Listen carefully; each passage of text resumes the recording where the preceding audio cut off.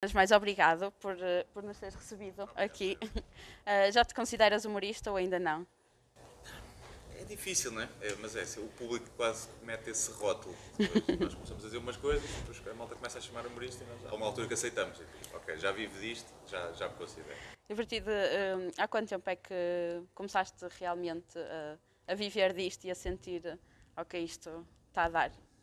Foi quando eu me despedi e comecei a fazer isto full time, foi para aí há 6 anos, acho que vai fazer 6 anos ou 7, já nem sei bem. E que, ok, acho que estava já para fazer isto muito como hobby, não é? Escrevi principalmente no blog, fazia alguns sketches, depois comecei a fazer stand-up e houve uma altura que eu disse, ok, dá mais prazer fazer isto do que o meu trabalho de pessoa séria e então vou despedir-me e tentar viver disto. E agora tem corrido bem. E se não estivesses a encher as salas que estás a encher pelo país, estavas a fazer o quê? Continuavas na engenharia? Tá. Ou eras escritor de algo assim mais. Estava no informático, a trabalhar, pronto, ia ter um trabalho para orgulhar para os meus pais. É isso.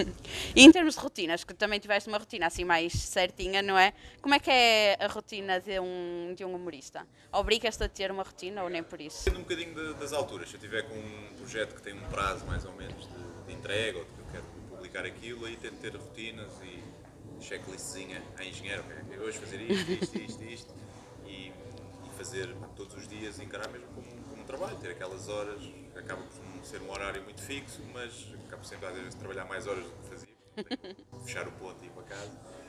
Mas sim, depois há alturas em que não tenho assim nenhum projeto, ainda estou a tentar criar ideias ou ver o que é que vou fazer, aí às vezes os dias podem ser um bocadinho mais caóticos, às vezes dou por mim, tipo, ontem não fiz nada, então ok, amanhã tenho que ver se faço alguma coisa de jeito para me sentir produtivo. E como é que tu descobriste que gostavas de escrever humor?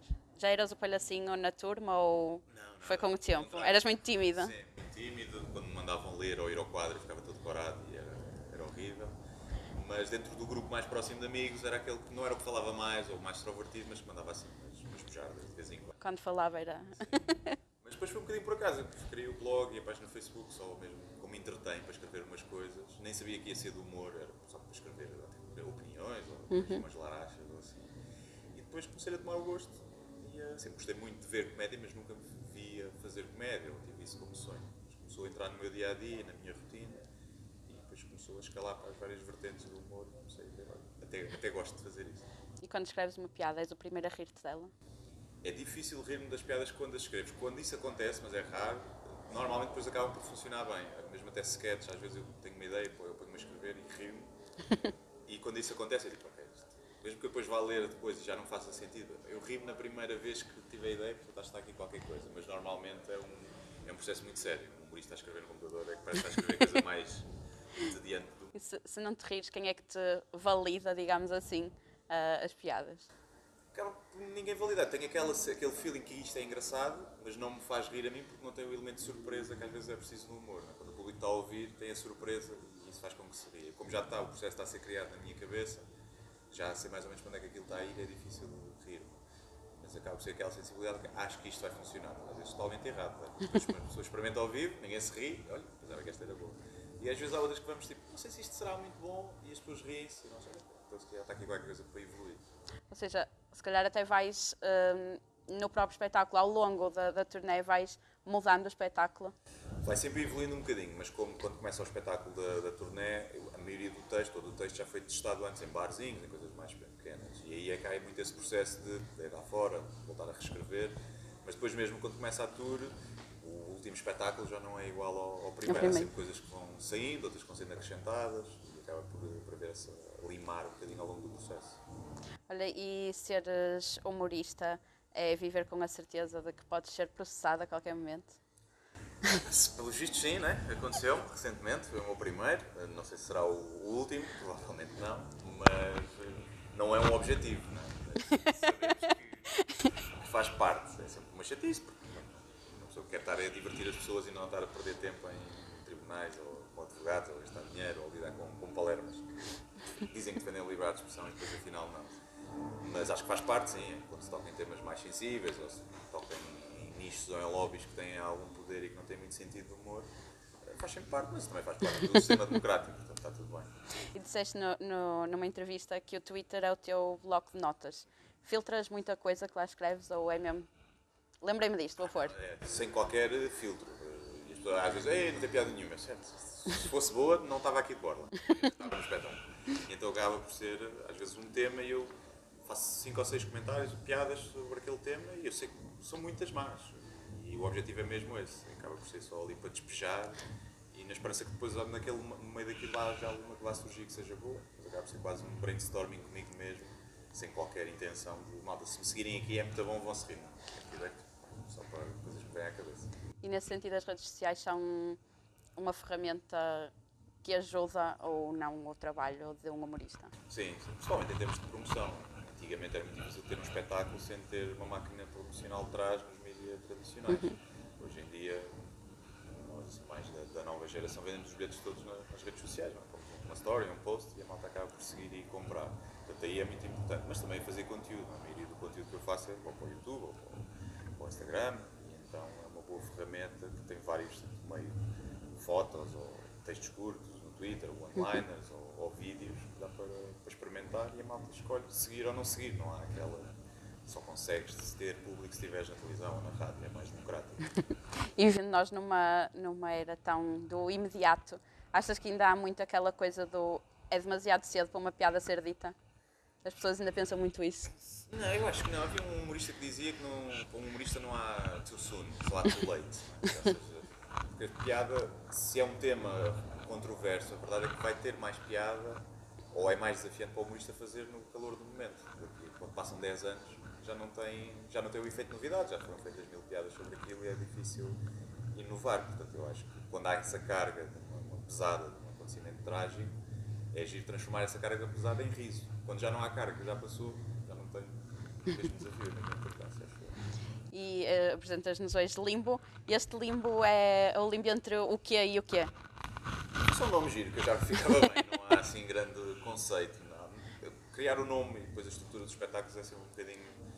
Esse texto está de anos, beats de stand-up, depois tentar estruturar aquilo para fazer sentido no espetáculo, para ter os ritmos que nós queremos ter durante o espetáculo.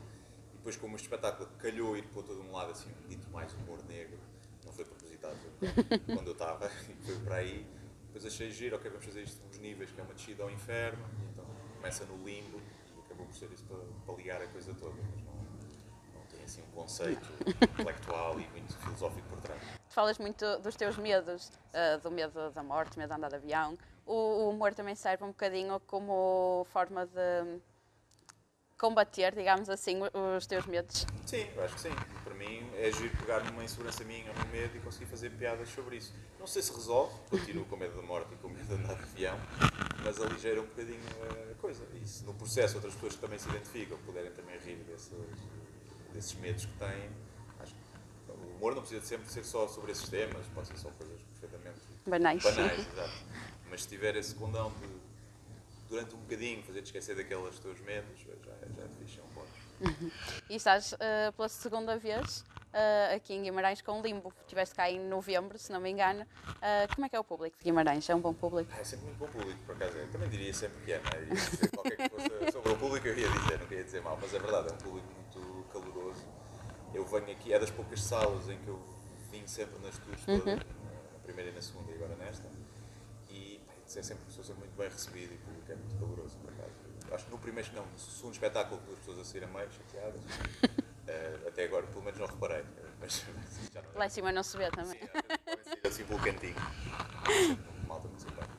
Para falar um bocadinho do teu futuro e do teu passado também. O Dr. G começou no teu blog, foi para um livro, retomaste-o em vídeo. É uma das tuas personagens, se é que lhe podemos chamar assim, que mais te orgulhas e que vai continuar? Não sei se vai continuar, acho que pode já ter tido a sua reforma. Está a cumprir um tempo sabático determinado, mas não sei se volta. Gostei de fazer, mas é um formato que se esgota um bocadinho. Depois as perguntas são muito sobre sexo, sobre relações, e então acabo por também haver, se eu faço aquilo muitas vezes, depois as perguntas vão cair sempre nas mesmas coisas. Às vezes se o convidado for interessante, no formato de vida que tinha os convidados, dá para inovar um bocadinho, mas fizemos aquelas 2 temporadas, e depois fizemos espetáculos ao vivo, foram 3. Vamos fechar por agora. Não quer dizer que não volte no futuro, mas para já está arrumadinho. Que é bom também sair em altas, quando já ninguém liga aquilo. E Gandinha para continuar? Gandinha, sim, Gandinha para continuar. Acho que ainda ali deu muito prazer, foi um formato totalmente diferente.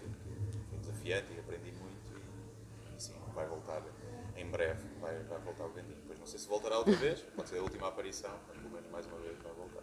Para terminar, perguntava, disseste uma vez numa entrevista, gosto que pessoas que não concordam com a minha opinião se consigam rir das piadas. É este o objetivo dos teus espetáculos? O objetivo é fazer rir toda a gente que vá ver, mas é interessante quando eu toco num tema assim mais controverso. Eu acho que provavelmente isso era sobre até touradas. Houve uma vez que um rapaz foi falar comigo e dizer, pá, eu adoro touradas e vou às touradas e eu estou a ler o teu texto em que só estás a dizer mal da malta que gosta de touradas, mas com piadas, e eu estou-me a rir e a pensar, filha da mãe, está-me a fazer rir com este assunto que não devia. E isso mostra a inteligência da parte das pessoas e fair play. E acho que significa, porque é fácil de fazer rir quando se passa uma opinião, fazer rir as pessoas que concordam, é mais fácil. Ou pelo menos que elas gostem do texto. O contrário é mais difícil. Então, um desafio maior, mas não. Também, se não se rirem porque ficaram chateados, também é giro. Também tem seu piada. Obrigada. Obrigado. Cumpri os 15 minutinhos. Comprei isto.